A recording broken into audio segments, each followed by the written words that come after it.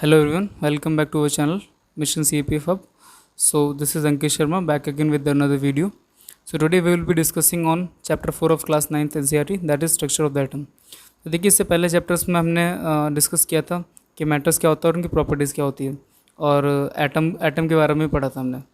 तो देखिए आज हम पढ़ेंगे एटम का स्ट्रक्चर कैसा होता है, और बाय स्ट्रक्चर मेरा मतलब है कि एटम्स के अंदर क्या क्या चीज़ प्रेजेंट है और कैसे वो उसकी केमिकल प्रॉपर्टीज़ के लिए कंट्रीब्यूट करते हैं। सो बिफोर स्टार्टिंग दिस, जैसे कि मैंने आपको पहले ही बताया था कि हम लोग टेलीग्राम पर भी हैं by the name of mission CAPF hub. तो देखिए मैं आपको बता देता हूँ, हमारे यहाँ पे मिशन CAPF हब पर CAPF के लिए डिफरेंट प्रोग्राम्स रन हो रखे हैं अभी। जैसे कि हम बताया था आपको कि एक तो यलगार 2.0 हमने स्टार्ट कर रखा है, जहाँ पर हम डेली राइटिंग का कंटेंट देते हैं। आपको टॉपिक देंगे, आपको राइट करना है उसके ऊपर, और आप उसको सेंड कर सकते हैं चेकिंग के लिए कि उसमें आपकी क्या मिस्टेक्स हैं। तो देखिए जब तक आपकी राइटिंग इंप्रूव नहीं होगी, मतलब राइटिंग स्किल्स इंप्रूव नहीं होगी, आप पेपर 2 में स्कोर नहीं कर सकते अच्छा, और पेपर 2 में स्कोर अच्छा नहीं होगा तो आप CAPF का एग्ज़ाम मुश्किल क्लियर कर पाओगे। उसके अलावा देखिए हमारे यहाँ पे हम प्रीवियस से क्वेश्चंस भी पोस्ट करते हैं। जैसे ये क्वेश्चन हमने डाल रखा है, यहाँ से आपको क्विज़ मिल जाएगी। क्विज़ में आप आंसर जो भी आप दोगे वो आपको पता लगेगा करेक्ट है नॉन करेक्ट है। उसके बाद हम उसका एक्सप्लेनेशन भी देते हैं यहाँ पर, कि आपको पता लग जाएगा कि हमने कौन सी बुक से इसका रेफरेंस लिया। देखिए ये NCERT से हमने रेफरेंस ले रखा है, हिस्ट्री की बुक से, तो ये आपको विद रेफरेंस मिलेगा। Okay, so this is our channel mission CAPF hub. तो इस पर आपको डिफरेंट प्रोग्राम्स मिलेंगे जो आपके लिए बहुत ही ज़्यादा बेनिफिशियल होंगे। तो आप कांटेक्ट कर सकते हैं मिस्टर स्वप्निल से अगर आपको इसमें एडमिशन लेना है तो। बाकी आप इसको ज्वाइन कर सकते हैं चैनल को, it is free of cost. इस पर आपको डिफरेंट टाइप की नोटिफिकेशन मिल जाएंगे और आपके लिए फ्री कंटेंट भी है इसमें। तो चलिए आगे चलते हैं। तो देखिए आपको एक चीज़ पहले एक्सेप्ट करनी पड़ेगी इसमें, कि जितने भी एटम्स होते हैं, जितने भी मैटर होता है, सबके अंदर कोई ना कोई चार्ज प्रेजेंट होता है। तो देखिए इसके लिए इन्होंने डिफरेंट एक्टिविटीज़ बता रखी हैं। जैसे मैं आपको बताता हूँ, अगर आप कॉम्ब ले लीजिए, कॉम्ब को अपने हेयर्स पर रब कीजिए।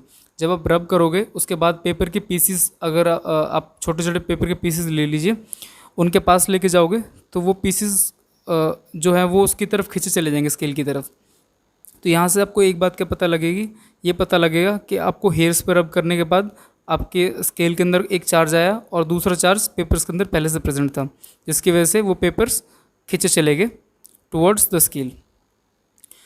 तो देखिए अब आगे चलते हैं। तो देखिए 1900 तक ये अज्यूम किया गया था कि एटम्स इंडिविजुअल पार्टिकल्स हैं, जैसे हमने डाल्टन थ्योरी में पढ़ा था चैप्टर नंबर 3 में।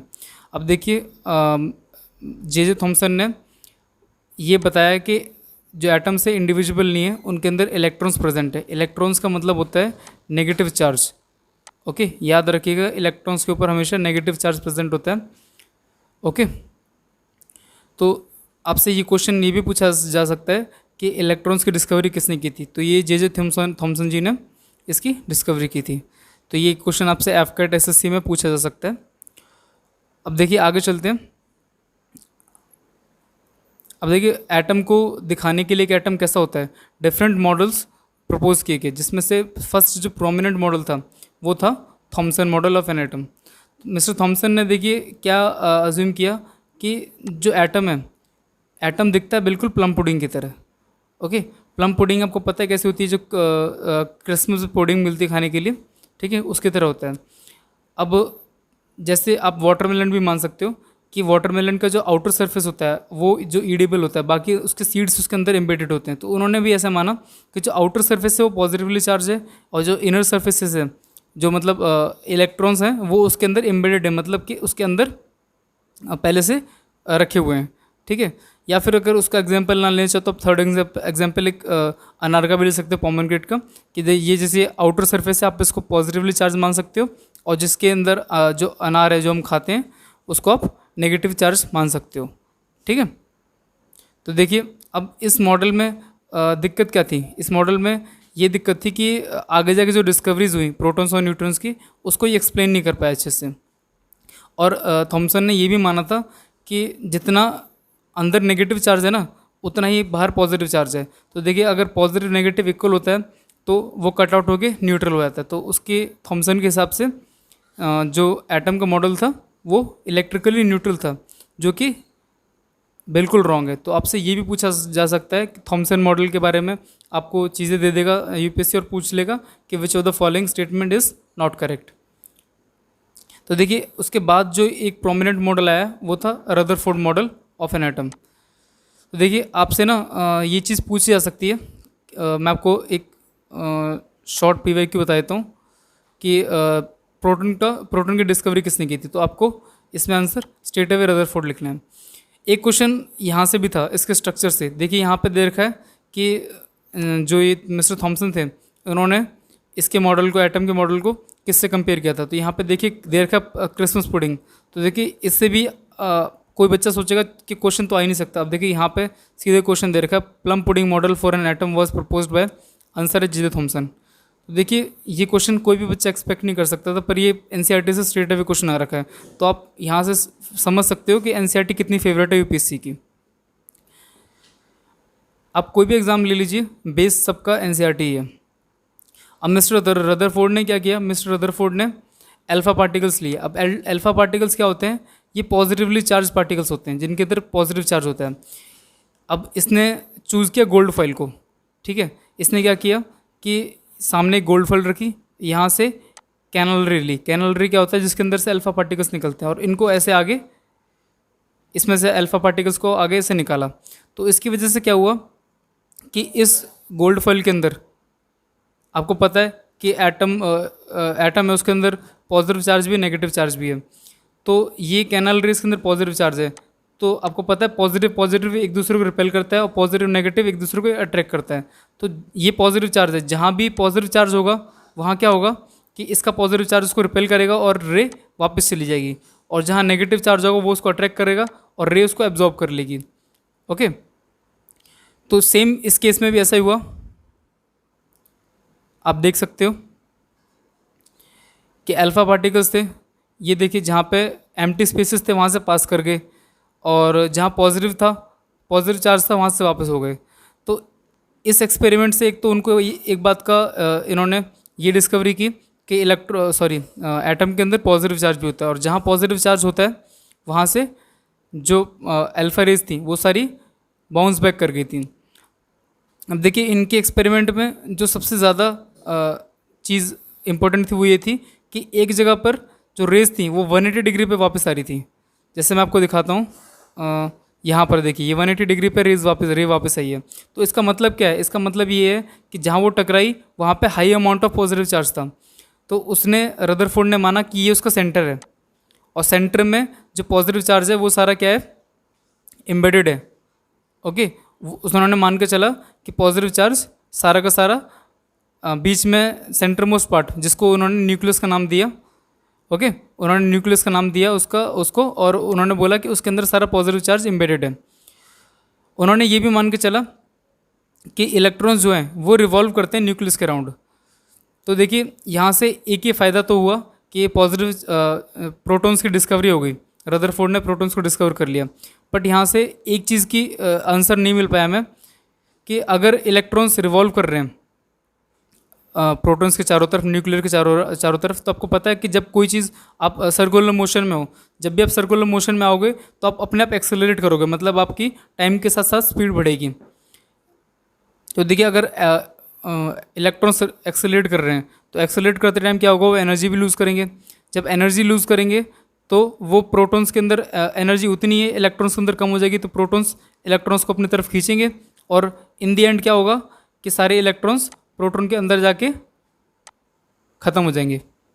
तो ऐसा है नहीं, क्योंकि अगर ऐसा होगा तो एटम अनस्टेबल हो जाएगा, और हम पढ़ते हैं कि एटम सारे स्टेबल हैं। अगर एटम अनस्टेबल हों सारे के सारे दुनिया में, तो फिर हमारे पास जो भी हम चीज़ जैसे यूज़ कर रहे हैं हर चीज़ एटम की बनी हुई है, तो वो चीज़ हम उस फॉर्म में यूज़ कर ही नहीं पाएंगे, वो रिएक्टिव बन जाएगी बहुत। तो देखिए थर्ड मॉडल आता है बोहर मॉडल। तो मिस्टर बोहर ने प्रपोज किया कि एटम रिवॉल्व तो करते हैं, एटम नहीं, इलेक्ट्रॉन्स रिवॉल्व तो करते हैं अराउंड न्यूक्लियस, बट वो सर्टेन ऑर्बिट्स में रिवॉल्व करते हैं। मतलब एक इलेक्ट्रॉन अपना ऑर्बिट छोड़ के इस ऑर्बिट में नहीं जाएगा, ये अपने इसी ऑर्बिट में रिवॉल्व करेगा न्यूक्लियस के चारों तरफ। तो देखिए यहाँ जो इंपॉर्टेंट चीज़ पूछी जा सकती है वो ये पूछी जा सकती है कि आपसे बुक के बारे में पूछ लेगा, theory of spectra and atomic constitution, ये किसने लिखी थी। ये मिस्टर नील बोहर ने लिखी थी, atomic theory and the description of nature, ये दोनों बुक भी मिस्टर नील बोहर के द्वारा लिखी गई थी। तो ये तीनों बुक बहुत इंपॉर्टेंट है, ये आपसे एफकेट, आईनेट और बाकी यूपीएससी एग्जाम में भी पूछी जा सकती है। अब देखिए थर्ड क्वेश्चन जो इंपॉर्टेंट है वो आता है न्यूट्रॉन्स का, कि न्यूट्रॉन्स क्या होते हैं। तो देखिए न्यूट्रॉन्स की डिस्कवरी की थी जे चैडविक ने। तो आपसे ये भी चीज़ पूछी जा सकती है कि न्यूट्रॉन्स की डिस्कवरी किसने की थी। ये एसएससी के अंदर क्वेश्चन पूछा जा सकता जा चुका है 2015 में, कि न्यूट्रॉन्स की डिस्कवरी किसने की थी। तो याद रखिएगा जे चैडविक ने न्यूट्रॉन्स की डिस्कवरी की थी। अब देखिए उन्होंने क्या बताया, उन्होंने ये बोला कि जो एटम का मास है वो सारा कंस्टिट्यूट होता है न्यूक्लियस में। न्यूक्लियस के अंदर सारा मास होता है और न्यूक्लियस के अंदर प्रोटॉन्स और न्यूट्रॉन्स एम्बेडेड होते हैं। मतलब प्रोटॉन और न्यूट्रॉन आपके हमेशा न्यूक्लियस के अंदर मिलेंगे और ये दोनों मिलके क्या बनाते हैं, ये दोनों मिलके न्यूक्लियस को कंस्टिट्यूट करते हैं। तो याद रखिए कि जो सारा मास है एटम के अंदर वो किसका होता है, प्रोटॉन्स का और न्यूट्रॉन्स का। तो देखिए डिफरेंट शेल्स हैं जो चारों उन्होंने कंस्टिट्यूट किए थे नील बोहर ने, KLMN। आप ये याद रखिएगा कि जो आउटर मोस्ट शेल है उसके अंदर 8 इलेक्ट्रॉन्स हम रख सकते हैं, और जिस एटम के अंदर 8 इलेक्ट्रॉन होते हैं उसे हम क्या बोलते हैं, वैलेंस स्टेबल एटम बोलते हैं। वो स्टेबल होता है, स्टेबल का मतलब वो किसी और से रिएक्ट नहीं करेगा, वो अपने आप में खुश है। जैसे आपके पास आप जो भी प्रॉपर्टी है, जो भी पैसा है, अगर आप उससे खुश हो तो फिर आगे आप किसी चीज़ के लिए मेहनत नहीं करोगे, पर अगर आप ना खुश हो तभी आप आगे जाके मेहनत करोगे और अपने आप को हार्डवर्क की कंडीशन के अंदर डालोगे। तो वैसे ही जिस इलेक्ट्रॉन के पास सब कुछ होता है, मतलब कि स्टेबिलिटी होती है, तो वो किसी और से रिएक्ट नहीं करता। अब देखिए अगली चीज़ जो इसमें इंपॉर्टेंट है वो है वैलेंसी। वैलेंसी क्या होता है कि जो आउटर में शेल होता है, आउटर में शेल मतलब जो सबसे बाहर वाला शेल है, जैसे ये वाला शेल है, इसके अंदर जितने इलेक्ट्रॉन्स प्रेजेंट होंगे वो उसकी वैलेंसी बताएगा।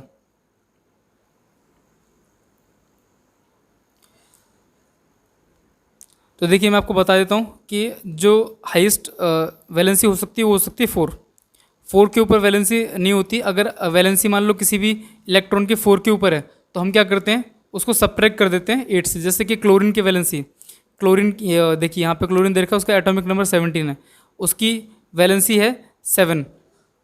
जो लास्ट शेल है उसके अंदर 7 इलेक्ट्रॉन प्रेजेंट है। देखिए यहाँ पे डिफरेंट दे रखे हैं आपको एटम्स, जिनके लास्ट शेल में n number of atoms they रखे हैं। तो देखिए यहाँ पे 7 दे रखे हैं, तो हमने क्या किया, इसकी वैलेंसी को 7 ना लेके 1 लिया। जब भी आपकी वैलेंसी 4 से ऊपर हो जाएगी तो हम क्या करेंगे, उसको 8 से सब्ट्रैक्ट कर देंगे। तो यहाँ पे 8 से जब 7 को सब्ट्रैक्ट किया तो हमारे पास एफिशिएंट वैलेंसी आई 1। ओके, तो ये चीज़ आपको याद रखनी है कि वैलेंसी होती है आउटर मोस्ट शेल के अंदर जितने इलेक्ट्रॉन्स होंगे वो, और अगर इलेक्ट्रॉन्स 4 से ज़्यादा हैं तो आपको 8 से माइनस कर देने वो। तो देखिए जो भी एटम होता है वो 3 तरीके से स्टेबल हो सकता है। या तो अगर उसके पास स्टेबल होने के लिए आउटर में शेल में उसको 8 इलेक्ट्रॉन करने हैं, तो 8 इलेक्ट्रॉन करने के लिए, जैसे क्लोरीन है इसके पास 7 है, इसको 8 करने के लिए 1 गेन करना पड़ेगा, या 7 लूज़ करने पड़ेंगे, या फिर 1 शेयर करना पड़ेगा किसी के साथ। तो ये 3 तरीके हैं स्टेबल होने के, या तो गेन करके, या लूज़ करके, या फिर शेयर करके। ओके, तो देखिए अब आगे चलते हैं। आगे हमारे पास आता है atomic number and mass number. तो देखिए बहुत इंपॉर्टेंट टॉपिक है, वेरी इंपॉर्टेंट टॉपिक मान के चलिए, atomic number and mass number. तो देखिए एटॉमिक नंबर क्या होता है, एटॉमिक नंबर होता है कि आपके एटम के अंदर जितने प्रोटॉन्स प्रेजेंट हैं वो आपके एटॉमिक नंबर को डिनोट करते हैं। ओके, तो देखिए हम प्रोटॉन्स को ही एटॉमिक नंबर क्यों लेते हैं, हम इलेक्ट्रॉन्स और न्यूट्रॉन्स को क्यों नहीं ले रहे। तो आप एक चीज़ याद रखिएगा कि प्रोटॉन्स हमेशा फिक्स होते हैं, एक एटम के अंदर हमेशा आपको फिक्स नंबर ऑफ प्रोटॉन्स मिलेंगे। इलेक्ट्रॉन्स तो हम लूज़ कर सकते हैं, गेन भी कर सकते हैं स्टेबल बनाने के लिए, और न्यूट्रॉन्स भी लूज़ हो सकते हैं और गेन भी हो सकते हैं, पर प्रोटॉन्स हमेशा फिक्स रहते हैं। इसलिए हमने एटॉमिक नंबर के लिए प्रोटॉन्स के लिया, क्योंकि हम बार बार किसी एटम के एटॉमिक नंबर को चेंज नहीं कर सकते। ओके, तो याद रखिएगा एटॉमिक नंबर क्या होता है, number of protons in an atom. इसका साइन Z होता है, ये आपके लिए इंपॉर्टेंट नहीं है, बस आपको ये याद रखना है, नंबर ऑफ प्रोटॉन्स, प्रोटॉन से एटॉमिक नंबर बनेगा आपका। देखिए अब आता है मास नंबर। मास नंबर क्या होता है कि किसी भी एटम के अंदर कितना मास है। तो जो मैंने आपको बताया पहले कि मास किसी भी एटम के अंदर कहाँ होता है, सबसे ज़्यादा मास होता है किसी भी एटम के अंदर उसके न्यूक्लियस के अंदर। तो न्यूक्लियस के अंदर क्या चीज़ होती है, प्रोटॉन्स एंड न्यूट्रॉन्स। तो मास नंबर क्या हुआ, सम ऑफ प्रोटॉन्स एंड न्यूट्रॉन्स। तो देखिए यहाँ दे रखा है प्रोटॉन्स एंड न्यूट्रॉन्स मिला के बनाते हैं आपके मास को, ठीक है। इनको मिला के हम क्या बोलते हैं, प्रोटॉन और न्यूट्रॉन को मिला के हम न्यूक्लियस भी बोलते हैं। तो याद रखना, न्यूक्लियस पूछा जा सकता है आपसे कि न्यूक्लियस क्या होता है, तो याद रखिए न्यूक्लियस होता है प्रोटॉन प्लस न्यूट्रॉन। जैसे यहाँ पे देखिए एग्जाम्पल दे रखा है, हम एग्जाम्पल लेते हैं कार्बन का। कार्बन का मास 12 यू है, ठीक है। तो उसके अंदर 6 प्रोटॉन होते हैं, 6 न्यूट्रॉन होते हैं, दोनों को हमने ऐड किया तो 12 यू उसका एटॉमिक मास बन गया, ठीक है। तो ऐसे आप याद रख सकते हो। अब देखिए ये चीज़ आपको याद रखनी पड़ेगी, क्यों रखनी पड़ेगी मैं आपको भी बताऊंगा, ठीक है। जैसे हम किसी भी एटम के अंदर मास नंबर और एटॉमिक नंबर उसका बताते हैं, ठीक है। ये एक्स मान लीजिए कोई भी एटम का सिंबल है, ये मान लीजिए किसी का एटॉमिक नंबर है, सॉरी ये सिंबल एलिमेंट का, और ये एटॉमिक नंबर है, ये मास नंबर है, ठीक है। आपको मैं याद करने के लिए एक छोटी ट्रिक बता देता हूँ। ए पहले आता है, ए मतलब एटॉमिक नंबर, ठीक है। तो ए पहले आता है तो याद रखिएगा कि नीचे से ए आएगा, ऊपर से मास नंबर आएगा, ठीक है। ये सिंबल नीचे एटॉमिक नंबर, ऊपर मास नंबर, ठीक है।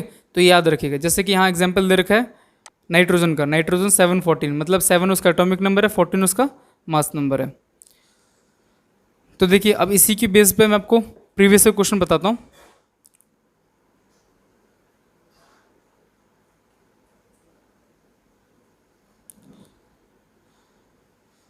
देखिए CDS1 2020 में क्वेश्चन पूछा जा सकता है, जा चुका है, और मोस्ट रिसेंट क्वेश्चन है, मतलब कि हाल ही में पूछा गया क्वेश्चन है। अभी फरवरी में पेपर हुआ था CDS का, तो उसके अंदर ये क्वेश्चन पूछा जा चुका था।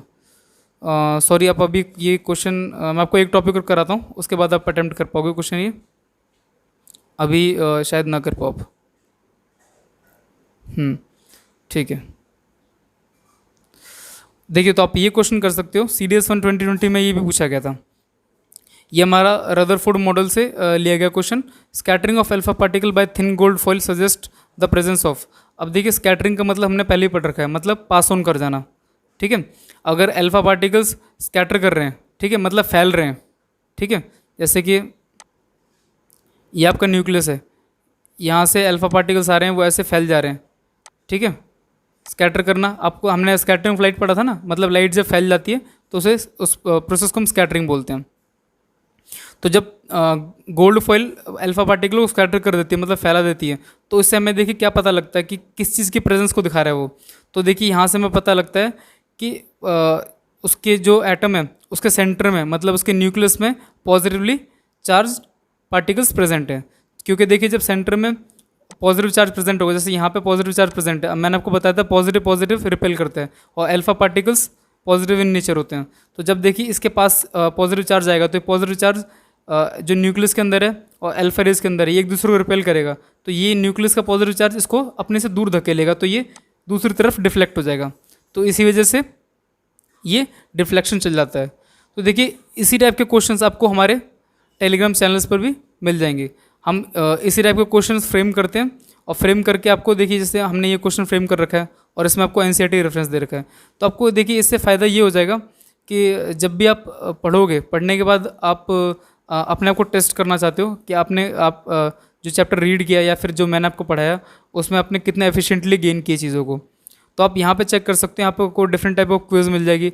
हमने NCERT बेस्ड चैनल भी बना रखा है, जहाँ पे हम प्रीवियस ईयर क्वेश्चन पोस्ट करते हैं, जहाँ पे डिफरेंट टाइप्स ऑफ NCERT के रेफरेंस के साथ साथ हम उसके क्वेश्चंस डालते हैं, जहाँ पे आप क्विज को अटेम्प्ट कर सकते हो।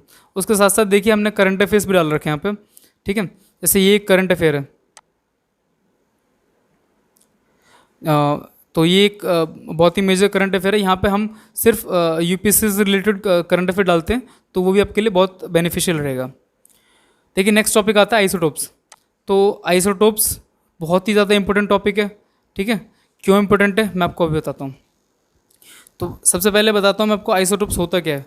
तो देखिए आइसोटोप्स होता है एक ही एटम, बात को समझिएगा ध्यान से, कि एक ही एटम जिसके मास नंबर डिफरेंट हो। मास नंबर डिफरेंट मतलब कि वही एटम है, मतलब मान लीजिए कि आप सपोज कर ले कोई पर्सन है आप में से, ठीक है, जिसका वेट कल 40 था और आज 42 है, पर्सन सेम है वही, पर उसका कल 40 वेट था, 42 है, वेट में डिफरेंस आया, मतलब कि मास चेंज हुआ है, पर्सन वही है। मतलब तो आइसोटोप में भी वो होता है कि एटम वही सेम रहता है, पर उसका क्या होता है, डिफरेंट मासेस में प्रेजेंट है वो। तो इसी को हम आइसोटोप बोलते हैं, जब कोई एटम सेम एटॉमिक नंबर के साथ हो। ठीक है, जैसे यहाँ पे देखिए बता रखा है, isotopes are defined as the atoms of same element. Same element के होंगे, ये चीज़ बहुत इंपॉर्टेंट है, सेम एलिमेंट के एटम्स होंगे, और उसमें क्या है, एटॉमिक नंबर आपका सेम रहेगा बट डिफरेंट मास नंबर्स। आपका मास चेंज हो जाएगा, ठीक है, पर आपका जो एटम है वो सेम रहेगा। जैसे कि हम बात कर लेते हैं, क्लोरीन की बात करता हूँ मैं, आपको क्लोरीन का पता है आपको कि 17 होता है एटॉमिक नंबर। तो देखिए एक क्लोरीन होगा जिसका मास नंबर 34 होगा, और वहीं पे मान लीजिए एक और क्लोरीन है जिसका एटॉमिक नंबर 17 रहेगा। एटॉमिक नंबर हमेशा सेम रहेगा, मैंने आपको बताया था, क्योंकि एटॉमिक नंबर मतलब नंबर ऑफ प्रोटॉन्स वो कभी चेंज नहीं होते। तो मान लीजिए इसका मास नंबर है 36, ये पॉसिबिलिटी है, क्योंकि न्यूट्रॉन्स मान लीजिए इसने 2 लूज़ कर लिए तो 36 हो जाएगा। ठीक है, तो ये चीज़ पॉसिबल है। सेम ही देखिए एटम है दोनों, chlorine chlorine, atomic number same है, मास नंबर दोनों का डिफरेंट है। ठीक है, तो इस केस में क्या होता है कि वो आइसोटोप कहलाता है। एक ये एटम का आइसोटोप, मतलब ये क्लोरीन के 2 आइसोटोप्स हैं डिफरेंट डिफरेंट। तो देखिए यहाँ हाइड्रोजन के 3 आइसोटोप्स दे रखे हैं, प्रोटियम, ड्यूटेरियम एंड ट्राइटियम। ठीक है, तो देखिए ये बहुत ही ज़्यादा इंपॉर्टेंट है, आपको याद रखना है। ठीक है, इसमें देखिए प्रीवियस ईयर क्वेश्चन इससे भी आ रखा है।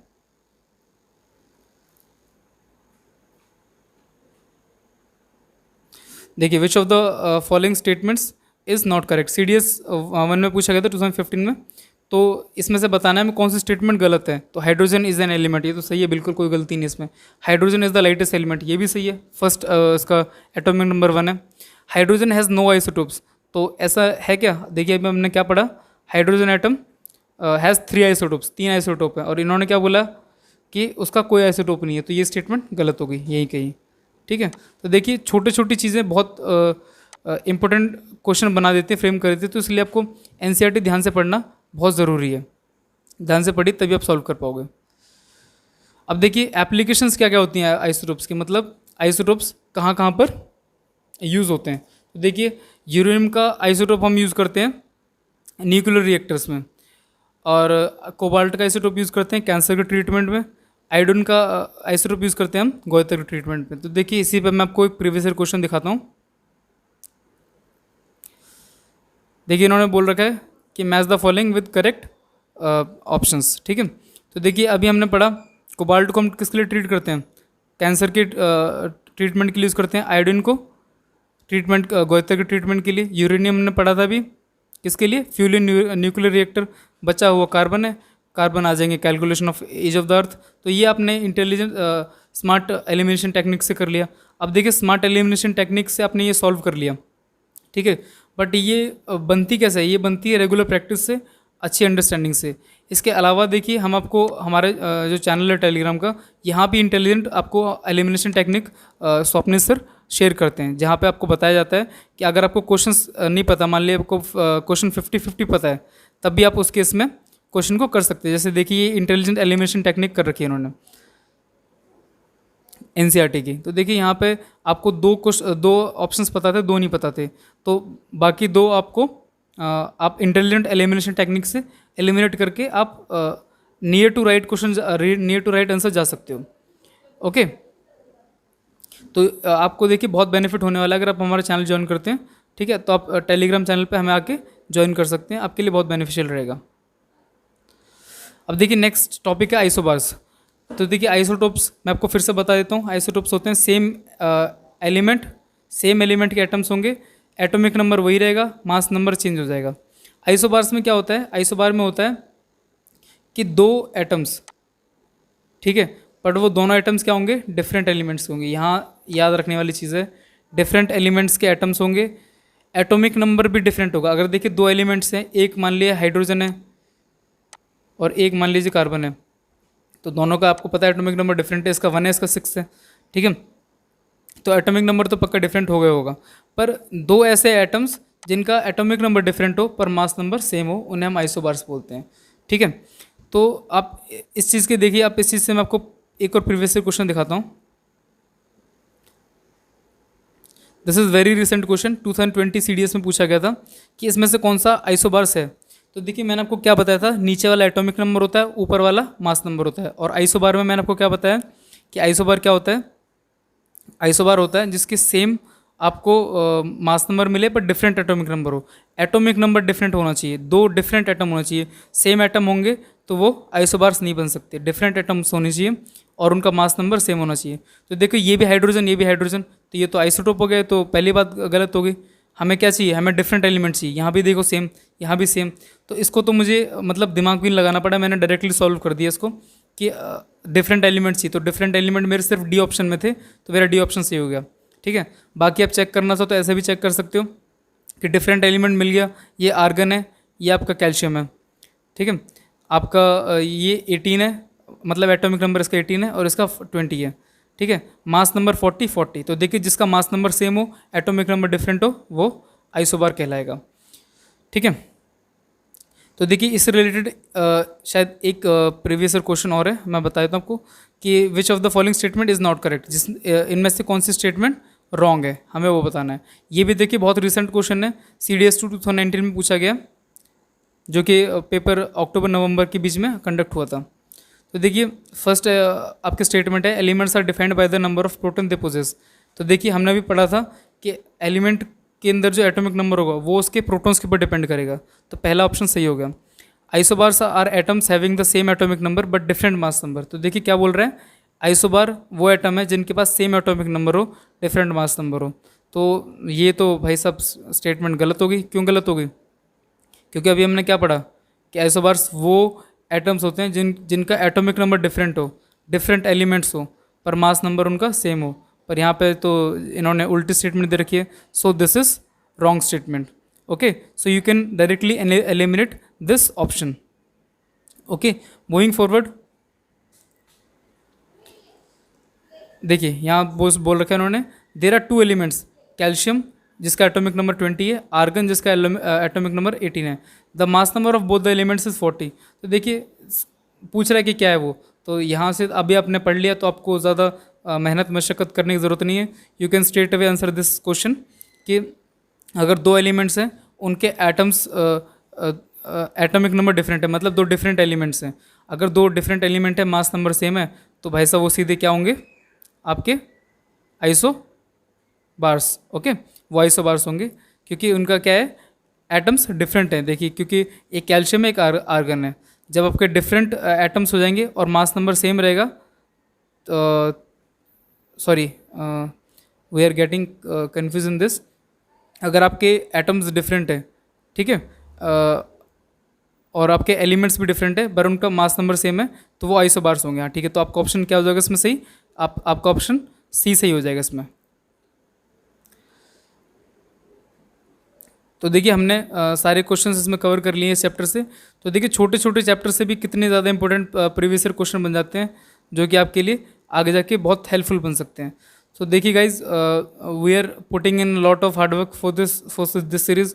आपको पता है कि एक एक सीरीज़, एक एक चैप्टर को बनाने के लिए पहले चैप्टर में से हमें इंपॉर्टेंट लाइंस और टॉपिक्स गो आउट करने पड़ते हैं, फिर उसके बाद उसमें से प्रीवियस ईयर क्वेश्चंस निकालने पड़ते हैं। So this requires a lot of hard work. And आपको पता है कि एक 30-40 मिनट की वीडियो बनाने के लिए बहुत ज़्यादा हार्डवर्क चाहिए होता है, अगर उसमें क्वालिटी है तो। And I want you guys to let know that कि क्वालिटी हमारी टॉप मोस्ट प्रायोरिटी है। हमने क्वालिटी से कहीं भी कॉम्प्रोमाइज़ नहीं किया, क्योंकि हम चाहते हैं कि हर स्टूडेंट अच्छा परफॉर्म करे, हर स्टूडेंट के पास वो क्वालिटी पहुँचे एजुकेशन की जो कि बाकी स्टूडेंट पे करके लेते हैं। बिकॉज एजुकेशन सबका राइट है एजुकेशन पर, और क्वालिटी एजुकेशन भी सबको मिलना चाहिए। तो यही हमारे इनिशिएटिव का मेन फोकस है कि आप सबको क्वालिटी एजुकेशन मिले। आप गाइडेंस के लिए कभी भी स्वप्निल सर से कांटेक्ट कर सकते हैं, ही इज़ वेरी हेल्पफुल। आपको कभी हेल्प करेंगे, कोई भी गाइडेंस का काम हो आप उनको टेक्स्ट कर सकते हो टेलीग्राम पर। और बाकी के लिए आप हमारा चैनल फॉलो कर सकते हो, मिशन CAPF हब। चैनल का नेम ये है, मिशन CAPF हब, और आपको लिंक डिस्क्रिप्शन में मिल जाएगा। ठीक है, तो thank you so much guys for giving your support to us. और आपका सपोर्ट हमारे लिए बहुत वाइटल है। प्लीज़ शेयर करिए वीडियो को, सब्सक्राइब करिए चैनल को, हमारे लिए बहुत बेनिफिशियल रहेगा। So we will be back soon with another video. तो thank you guys, take care.